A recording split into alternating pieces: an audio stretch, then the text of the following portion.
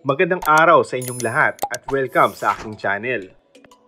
Coco Martin at Julia Montes, pangungunahan ng Christmas Station ID ng ABS-CBN.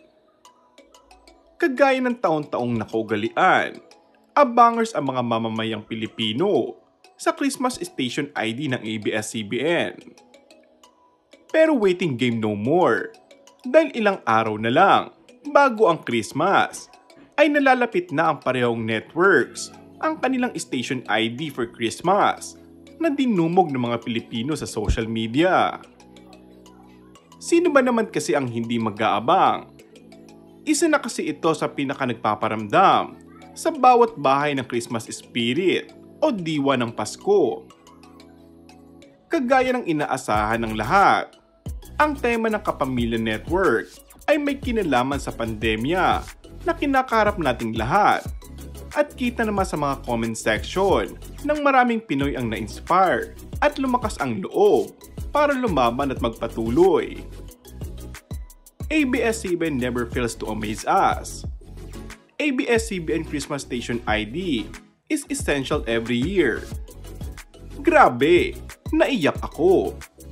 Yan ang ilan sa mga comment ng netizen sa YouTube channel ng ABS-CBN na ipinaabot sa nasabing network ang pagka-emotional ng marinig ang bagong kanta nito.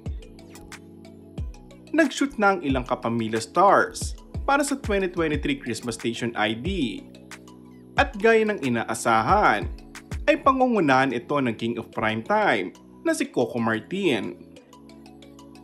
Naging kasanayan para sa mga TV networks na itampok ang pinakamalaking bituin nito sa huling frame ng bawat station ID. Sa mga nakarang ABS-CBN Station ID, laging itinatampok si Coco Martin sa mga huling frame nito.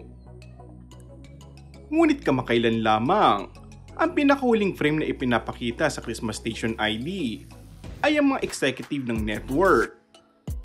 Hindi bababa sa 3 beses na ipinakita si Coco Martin, kasamang isang group frame, kasama ang kanyang mga co-stars sa Ang Probinsyano, kung saan katabi niya si Julia Montes. And that's all for our today's video.